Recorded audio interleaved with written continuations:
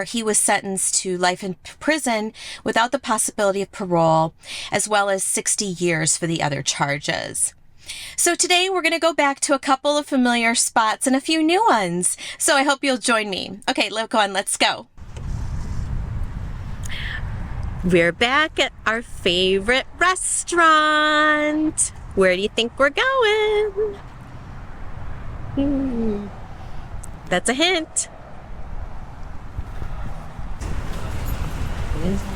There we go. Good lunch. So we're back at Matsuri. We're having a wonderful lunch. You remember we've confirmed that they were eating at the salad bar, so I'll film that in a minute. And remember, Charlie was convinced that there was something up with undercover because he came in and he ordered. He was rude, first of all. He plopped down his bag next to his dad's plate, which that is kind of rude, but there was a recorder in that bag. And then if you remember, he ordered a salad. I'll show you shortly. There's plenty of salads on this menu, but that tipped him off. And then he had a California roll. I guess real sushi people don't like California rolls. So a gentleman comes over and sits down next to my dad. Now, before we get into some of the details, did anything initially strike you as very weird about this person who was sitting next to your dad? What was the first thing that struck you as being kind of off? He was very rude. How was he rude? Well, I mean, we're sitting there, we got our dinner plates at the sushi bar. They serve you your food. And so your dinner plate's there and your drinks are there. And he comes over and he plops this big bag down right next to my dad's dinner plate. And it's like, you don't put your belongings on the dinner table. And it just struck me. I looked at the guy, he put his belongings down and his keys, and it's like sitting next to my dad's plate. I'd never seen that done like that before. And that was off to you, right? Yeah, I just thought the guy was rude. It was off, yeah. I want to take you back to before you saw the guy. You've seen the recording. Was there some discussion between you and your dad before the recording that the jury has? Yes. Okay. But the recording starts with you almost mid-sentence saying, "I can even tell you he's at Giant Stadium." Do you remember that? I do. What are you talking about there? I'm saying that we're talking about it being the police, and I'm saying the police are just following a lead that's not true. Now, are you actually using the word police? No. Okay. You then say it's not done. By the way, what's the reference to Giant Stadium? Supposedly some guy, Jimmy Hoffa, who got killed years ago, was buried in the end zone of Giant Stadium. So the police went and dug up the end zone, thinking that he was there because somebody said it, so they investigated it, but it was never true. Okay. Now, you then say it's not done like that. What were you telling your dad was not done like that? The extortion wasn't done like it was done to me. It's being done to my mom. That's not how it's done. And you do this twice, but at 50 seconds into the recording, you say, "And the funny thing is," and you whisper something in your dad's ear. Mm-hmm. I know you don't know the exact words, but what did you whisper into your dad's ear? I was saying they don't realize I was extorted the first time, and this is the same thing that's getting done. Then the second time I say this is like, the funny thing is, this is like deja vu. We're going to get to that. Okay, sorry.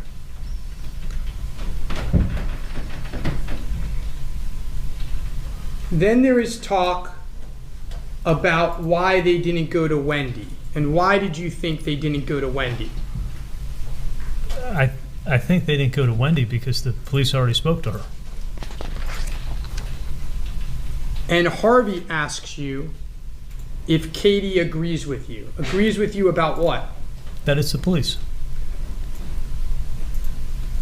Throughout the video, you're seen repeatedly looking at the guy next to your dad. Yes. Why are you looking at him the second time? What piques your attention next? Well, the waitress came over, and the first thing he said to her is, "What kind of salads do you have here?"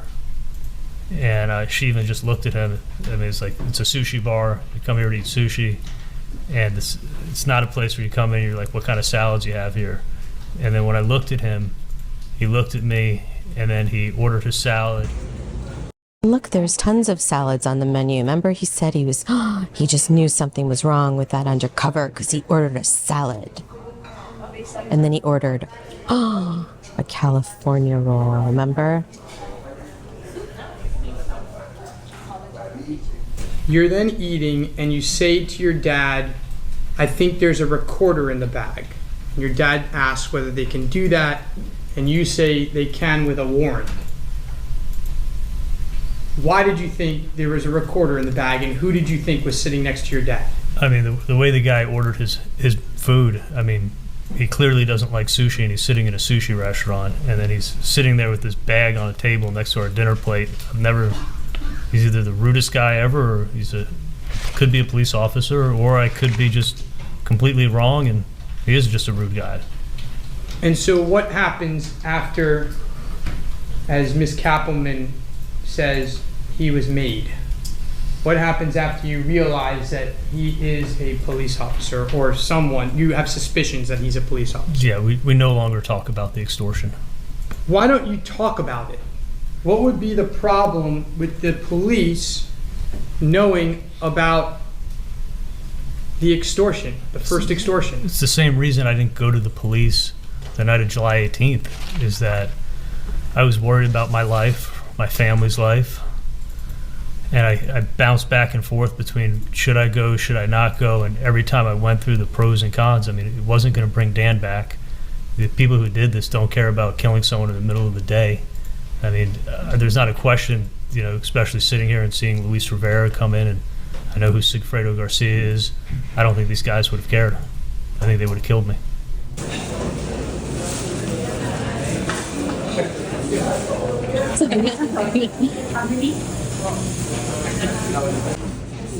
There's my matsuri roll. Bon appetit. There's the yummy shrimp tempura. There's the beef teriyaki. There's the beef teriyaki. Yum.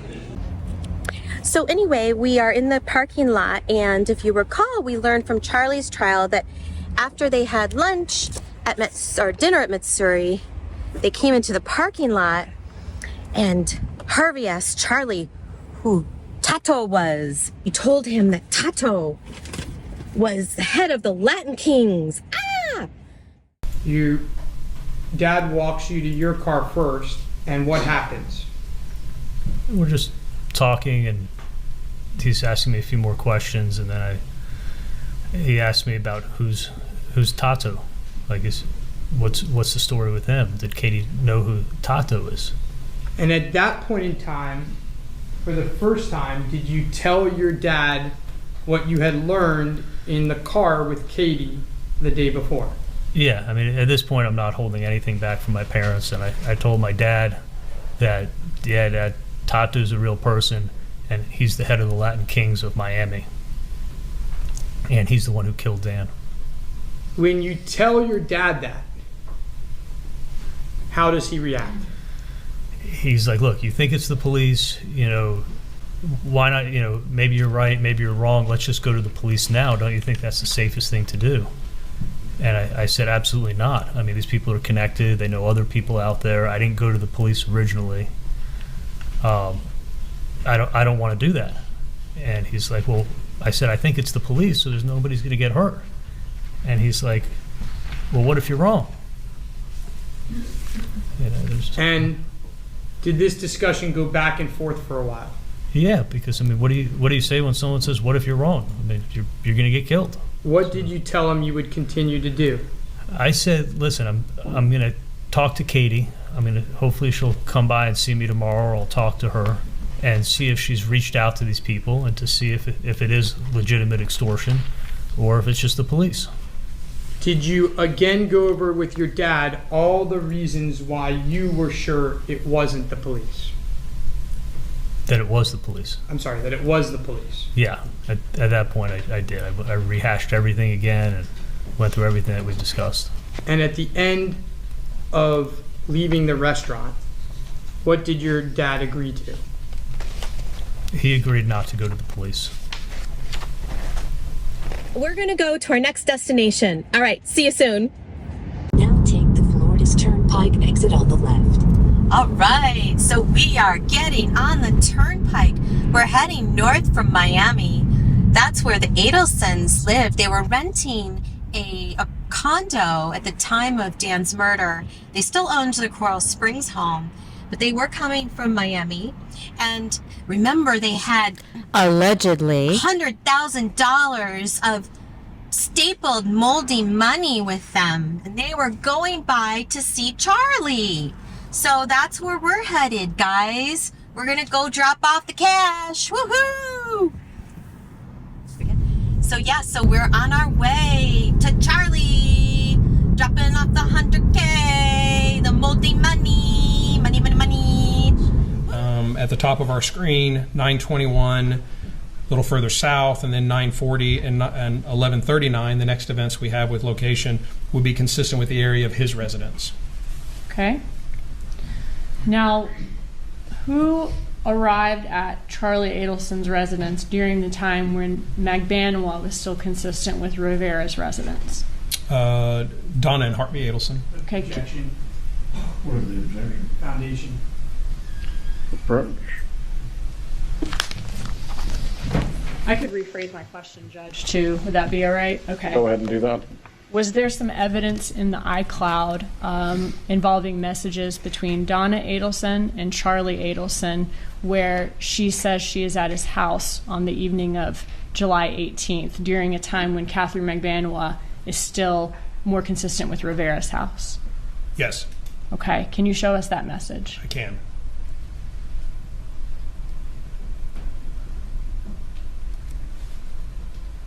Okay. So Donna Adelson here says call us ASAP at 7:12 p.m. Yes, And then at 8:59 p.m. she says outside your house. yes, And Charlie Adelson says 10 minutes at 9:19. correct. Okay. About 10 minutes from when he sent that text message, so maybe about 9:30 p.m. Is that when he's consistent with being at his house? Yes, And according to this message, his mother is already there. that's correct. Yep, we're on the turnpike. We'll be there soon, Charlie. See you soon. So this is an interesting area of Fort Lauderdale. They're older homes, but a lot of these are on the water, and many of them have dockage. So, it's very much like a boat culture in this area. So I thought, yeah, let's take a look. I'm real estate hunting, 500 guys. feet, turn right onto Tortugas Lane. Yeah, we're looking for some houses. Interesting, right? Now turn right onto Tortugas Lane. No, that's Whale Harbor. Here's Tortugas. So this is a cute street. So some of these houses have docks with like up to 90 feet of boat access. So you can have like a really big boat outside one of these. But yeah, I think there's like a house. Oh, here's a house for sale. But it seems like this street, Tortugas, has more that have been upgraded. But anyway, there's this house on the market. It's coming up right here. And it just recently was reduced by $310,000, guys. Oh, I guess the real estate market in this area isn't what it was a year ago. So let's check it out.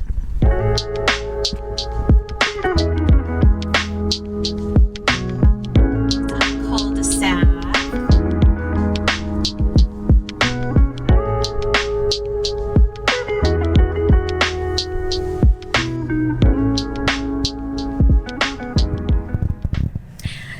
So I bet this home would be perfect for like a single guy, like maybe a doctor or like a dentist, maybe like a periodontist.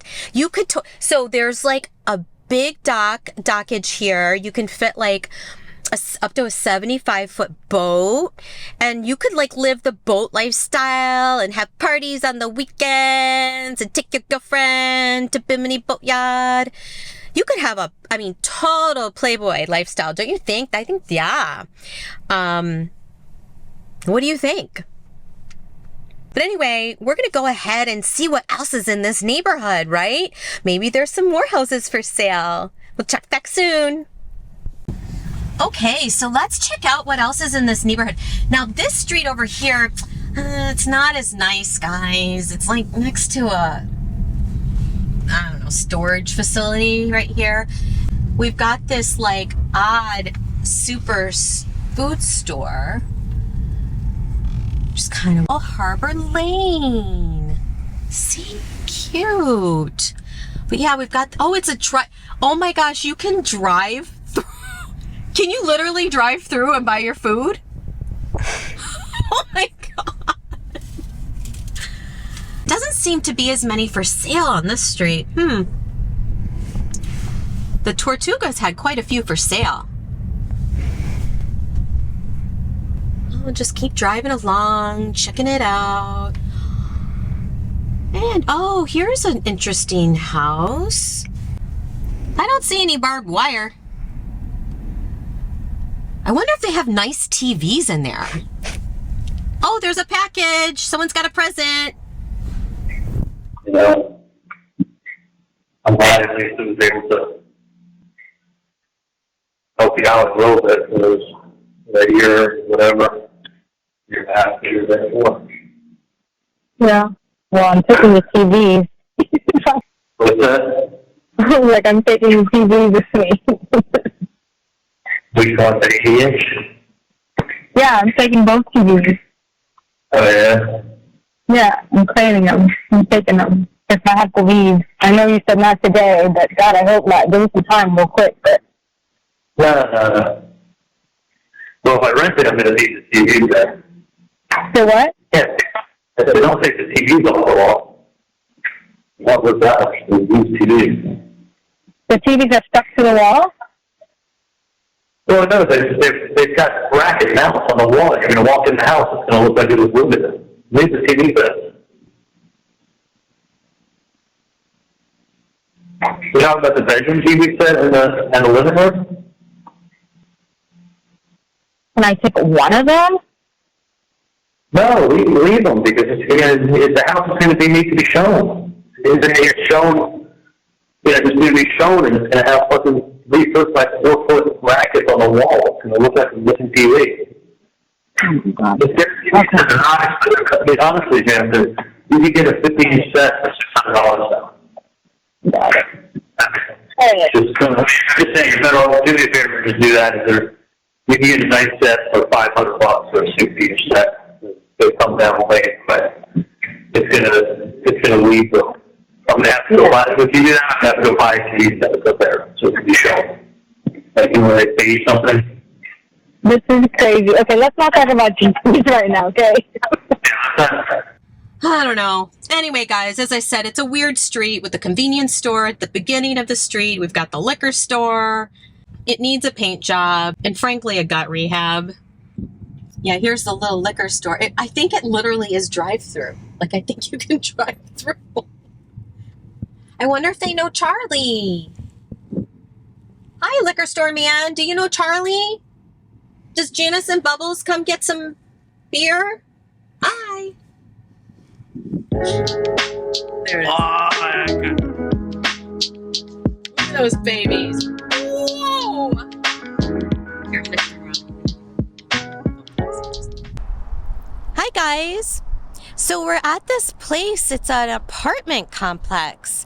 It's, you can find it on apartments.com, but they don't have any availability right now. But yeah. Let's take a look around. Yeah. Cool. You could, well, they don't have any available right now on apartments.com, but you could rent here in this property. Let me show you another side of it. So here's they don't have any availability right now. I don't know why. But you could rent a place here. Located in the middle of Fort Lauderdale. I don't know. What do you guys think? So there's an Adelson rental property. I got another one on the list. Let's go check it out. All right. So we are going to pull in another apartment complex, guys. Oh, this one's looks like more residents. Let's check it out. Oh, there's people in the front. Wow. That's a beauty. Oh, look, there's a mattress outside. Cool. You could get your car repaired right next door. Wow. Now, what's crazy is right near it. This is nice. And then look at these. These are nice. So, yeah. Another Adelson special. So I'm going to insert here some audio from the jail calls. And yes, I have a completely independent source for the jail calls. But in any event, it was a call on the 9th between Charlie and Donna. And they were speaking about their coin laundry business and the buildings. So it's in reference to these two buildings I just showed you. So I'll insert that now. I'm glad you're not dealing with the coins in the laundry anymore. Yeah. Jesus Christ. Yeah. That's just what you need. It's a good collector. Go up there and deal with the coin. Collect quarters. Yeah. Yeah. You did it for what? 18 months? So we only did 519. You only did that, what, 2 months ago? Well, yeah. So that's 16 months. Yeah. Yeah. Yeah. And, it's funny. Sometimes you look at things and you're like, you know what?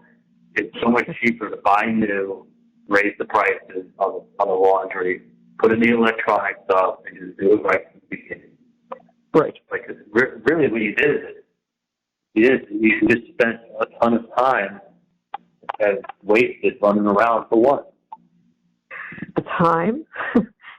the up and back and all the time. And I mean, we bought all new machines, so, I had to. Birds of ass. Yeah, but you're not having a headache with the new machines. No. You're not having a headache with the way it's operating with the app, and paying for itself. And it is. It's an interesting system. What do they take out? What percentage, honey? What? I think 4%. 4%? 4%. Okay. So they take their 4 before they give you, before they put it in your account. So it's worth it. So worth it. What would you pay? About $100 a week that comes in off of it? I think so. Two of them? No, not from two, like just 519. Wasn't it? No, maybe about, They're close to that. 200. Per week? Yeah. Really? Yeah, that's right. I don't know. It's not, 1801. well, maybe now it's more. I don't know. It's profitable, let's put it that way. Yeah. It's a lot more than I ever thought. So it's nice because it comes in and then I click a button and I put the 519 in that account and I put the 1801 in that account, and it's with the press of a button on a computer screen. Yeah, that's amazing. It is. Mostly. Yeah. It is. Well, that's why people sit in front of their computers and they work. Yeah. All right, where are we heading to next? Hey guys, look what's ahead. That's the Broward Jail. That's where Charlie went when he got arrested in 2022. Katie went when she got arrested. Hint, hint, we're coming up on some interesting footage for that. And it's where Sigfredo got arrested, where he went when he got arrested. And I think Lewis was there as well. Although Lewis, I think, was arrested already from a different thing. So he might not have been in Broward. But when the undercover says they're in Broward. This is a shopping center. You'll see here they've got DSW. They've got like a Trader Joe's. They've got like a J. Crew factory. They've got a Carter's, which I think is where Katie was shopping. It was Saturday morning, October 1st, and she had just taken her daughter to a recital and dropped her off at Sigfredo's sister's house, and she went shopping in a shopping center in Davie at this address, and she had just bought some clothes for her kids. So I'm thinking maybe Carter's, because that's a little kid's store. But it could have been like J. Crew Factory. There's like a Marshall's, TJ Maxx. So anyway, so you'll recall that Craig Isom came down here to do the arrest. And actually, so she got in the kids' clothes and then she left the plaza. And as she was exiting, which we'll film in a minute, the police all came up about her. And remember, she didn't even know what to do. And the police officer had to like reach into her car and turn off her car. And she was so nervous. Remember, she peed her pants. That's not good, peeing her pants. And if you remember, Craig Isom let her use her one of her phones. She had a phone and a burner phone. And Craig let her use one of her phones, and she called Tara Kawas. And if you'll remember, not even like 10 minutes later, Craig Isom gets a call from an attorney saying he represented Charlie Adelson. Isn't that interesting, right? And that attorney said that if he was planning on arresting Charlie, that he'd appreciate a phone call and that he would make sure that Charlie turned himself in person in Tallahassee. Now, of course, we know that the arrest did not come for several years later. This was in October 1, 2016. And of course, Charlie was not arrested until April of 2022. So anyway, here is the shopping center. I'll stop now and give you a little bit more of a look. So you can see there's the Carters. I mean, I'm assuming she had young children at the time. I'm assuming that's where she was shopping. But again, it's like a big shopping center. It's actually nicer than I kind of thought it would be. There's big old Trader Joe's. There's like the Ross Dress for Less. Okay, so we're exiting the plaza, and as you can see, it is a nightmare. I understand when Katie got arrested, it was like kind of backed up as they were exiting, which you can see this. My gosh. So she was exiting the plaza, and the cops all pulled up to her car, and she like freaked out, and she didn't even turn her car off, and the police had to like turn her car off for her, and she got out of the car and she peed her pants. She said urine was leaking down her leg. But anyway, here it is. Katie's arrest. All right, we're going to our next stop. Okay, guys, we're at our next stop. Look, it's Skyline Chili. This is where Charlie was having a yummy lunch when Donna called him right after the bump. Let's go check it out. It's a cute place, guys. It's like very kind of like diner style. It's cute. So far, Charlie's been quite the connoisseur. We'll see what it tastes like. So you'll recall that Charlie had stopped here for lunch on the day of the bump on April 19th, 2016. And Donna called him after she had been approached by the undercover and had picked up the kids and then went back into the condo. And if you remember in that call, Charlie was having lunch at Skyline Chili, and he was then going to spend the rest of the afternoon at a dentist's office off Oakland Park Boulevard. And if you recall, he was going to be there till really late, and so they were trying to figure out, should she drive up and meet him at the dentist's office? But then they decided they would just meet up the next day. Charlie, I'm going to play for you call A.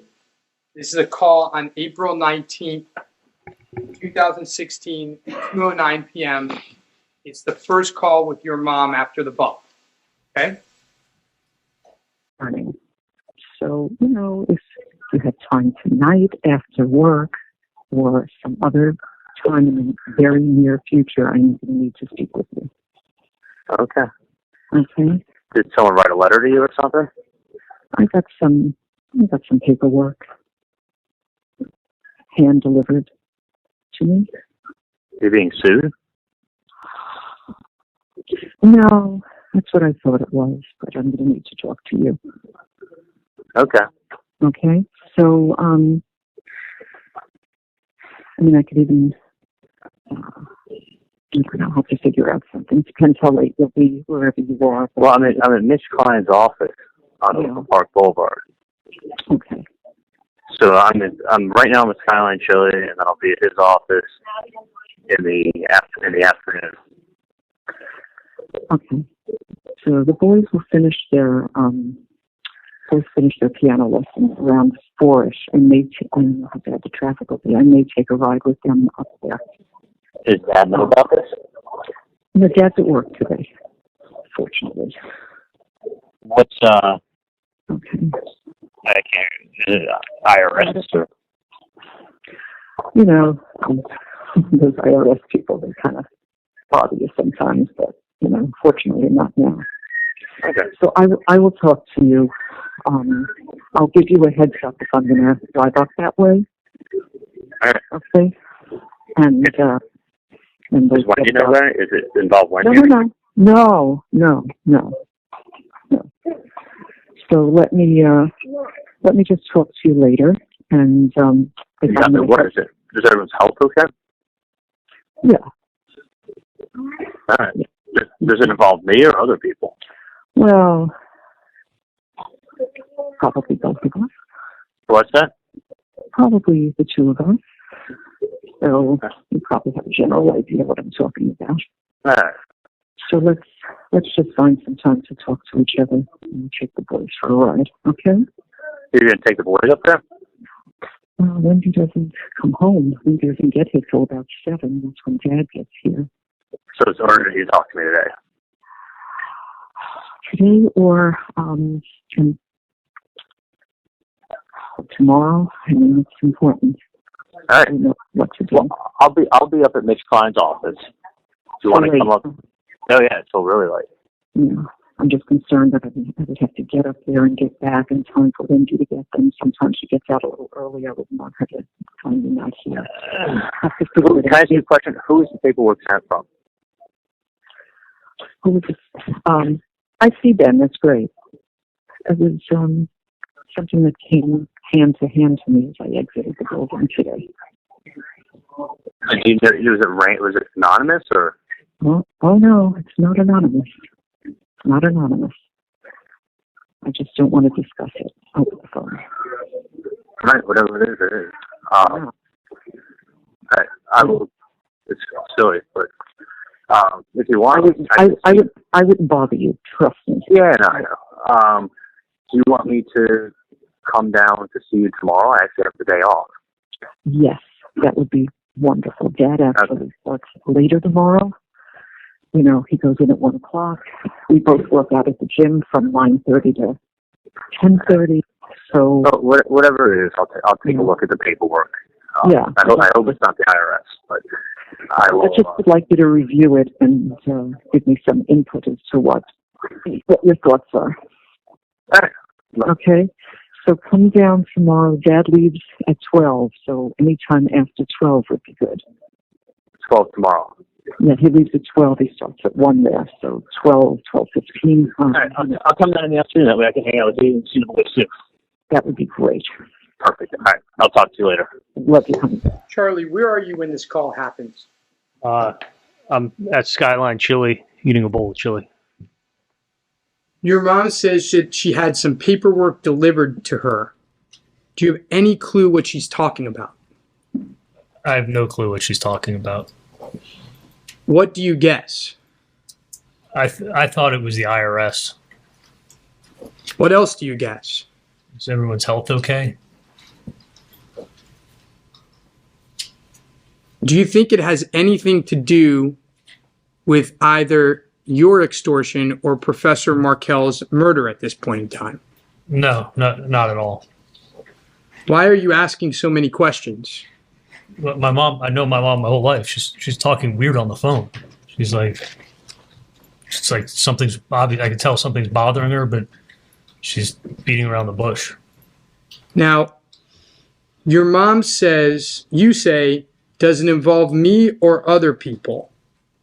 And your mom responds, well, probably both of us. Probably the two of us. So you probably have a general idea of what I'm talking about. And I want to focus on those statements. Okay? When she says that to you, did you have any clue what she was talking about? No, I think I asked her a few more questions after that. Now, as the calls progress, do you know what she's talking about? By the time I got to the end of the third call, I knew exactly what she was talking. I felt like I knew pretty much what she was talking about. By that point in time, and I want to go back to this line, does it involve me or other people? Her answer, well, probably both of us, probably the two of us. So you probably have a general idea of what I'm talking about. By the end of figuring out what this was, what did you understand her to be saying here? By the time I got down to the third call, I realized fully what she was talking about in this call, in that she's getting extorted. And so why the two of us? She knows I was extorted 2 years earlier, and it's the same people that are coming to extort her for money. So she's trying to say like it's the same thing that happened to you is happening to me. Okay. And just to be clear, about a month and a half after the extortion of you, who did you tell? My mom. She's the only person I told.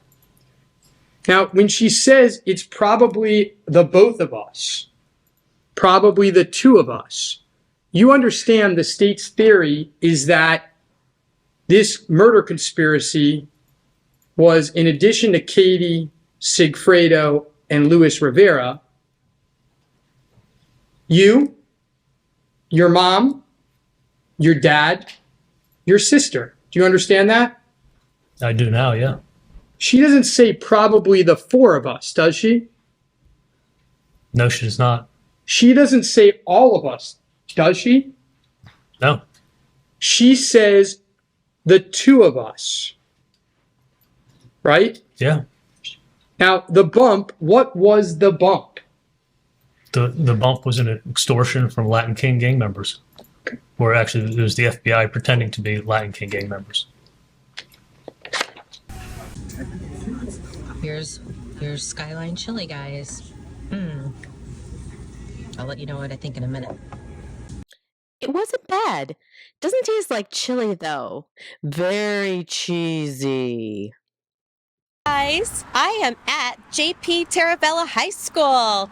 This is the high school, the proud school of Wendi Adelson and Charlie Adelson. Let me turn around so you can see it.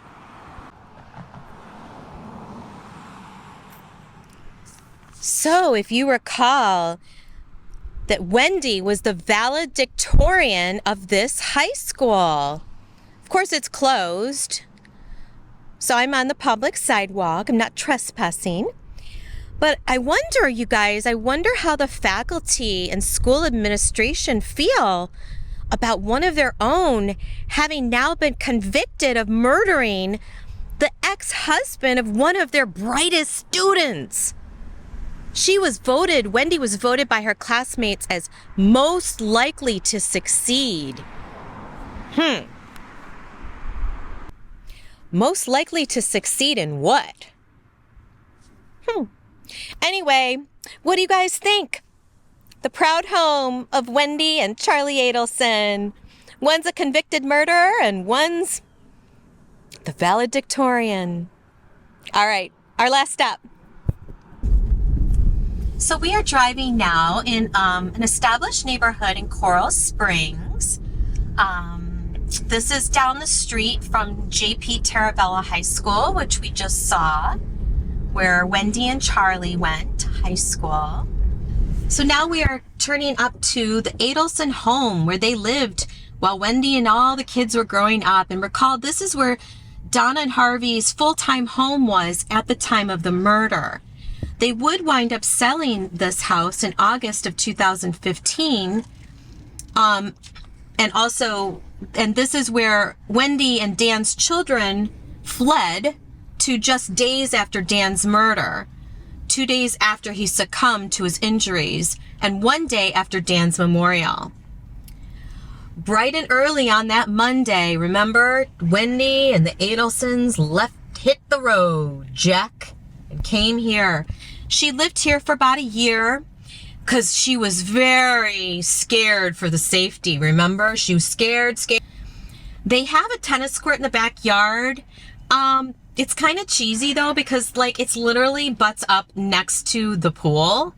It's like, God, just join a tennis club, right? The house also has a weight room. I guess that was where Charlie worked out. Anyway, that is the home. I'll stop really quick one more time so you can get a good picture of it. There it is. I mean, it's a big home. I think it's something like 4,000 square feet. Huge lot. And like I said, it's got like a pool, and then they've got like a tennis court. But again, like a tennis court's like right next to the pool. It's like, why would you have a pool? Like, just join a tennis club. Don't be so cheesy. Anyway, I wonder if they've updated it. I wonder if they know that the house they're living in was a house that a convicted murderer lived in. And the matriarch is in jail awaiting trial for murder. I wonder if they know that.